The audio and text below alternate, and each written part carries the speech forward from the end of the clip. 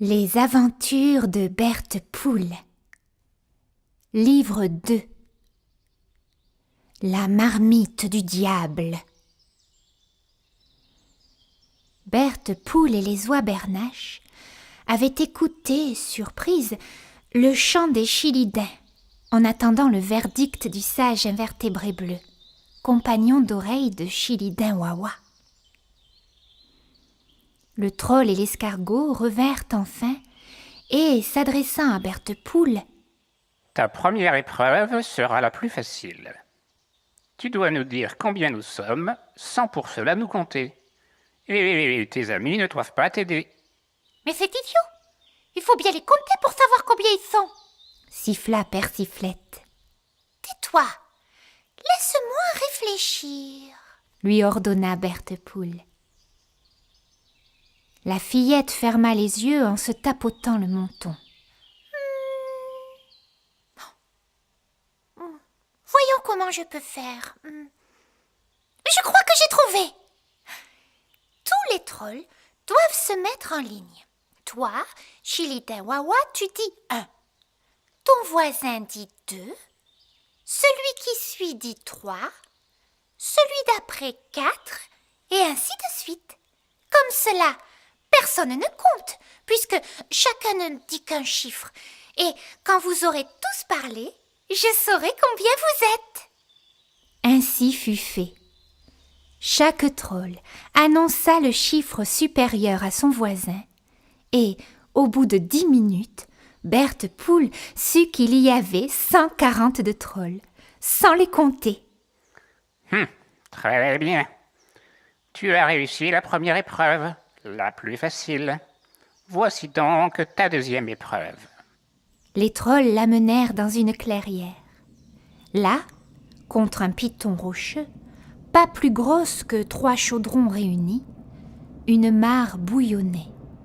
De menaçantes fumerolles bleutées en sortaient. L'air sentait le soufre.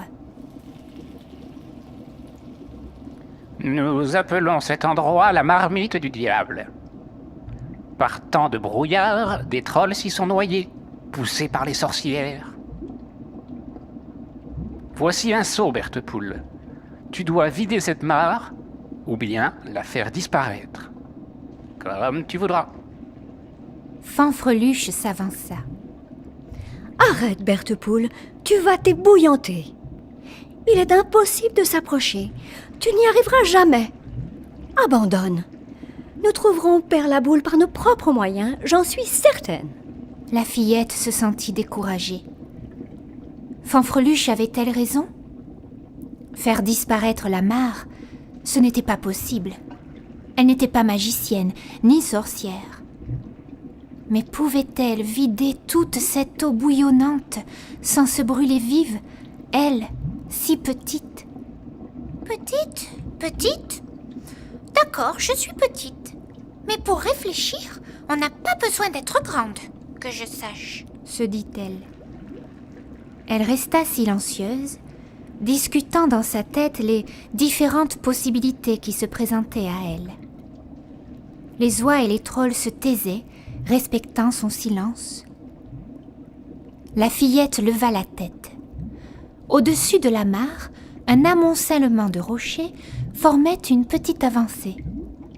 Berthe Poule fit le tour de la mare et se mit à escalader la roche. Une fois tout en haut du promontoire, elle vit qu'elle se trouvait juste au-dessus de la mare. Attention de ne pas tomber, lui crièrent les oies. Ne craignez rien, je me tiens.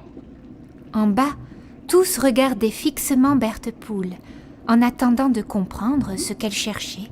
J'ai trouvé comment réussir, cria la fillette. Donnez-moi un levier et je soulèverai le monde. Qu'est-ce que cela veut dire ? demanda Chilidin Yo-Yo, perplexe. Ce doit être la hauteur qui lui fait perdre la tête, répondit Chilidin Malin. Berthe Poule redescendit, attrapa une grosse et solide branche et remonta sur le promontoire. Elle coinça la branche sous le rocher le plus massif en la calant avec un gros caillou.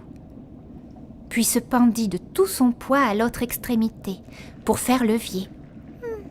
Rien ne bouge, Se dit-elle. Elle se mit alors à se balancer de toutes ses forces, de droite à gauche à droite. À la surprise générale, la pierre se mit à tanguer légèrement. Puis, dans un ultime effort, elle se détacha et tomba dans la mare. L'eau gicla partout alentour, en de lourdes retombées. Heureusement, les trolls et les oies s'étaient suffisamment éloignés. Quand la fumée se dissipa, tous virent avec stupeur que l'énorme pierre, en tombant, avait complètement vidé la mare et obstrué le trou. La marmite du diable n'existait plus. Bravo, Berthe Poule a réussi. Bravo, Merci. Plus jamais personne ne se noiera. Hip, hip, hip, hip.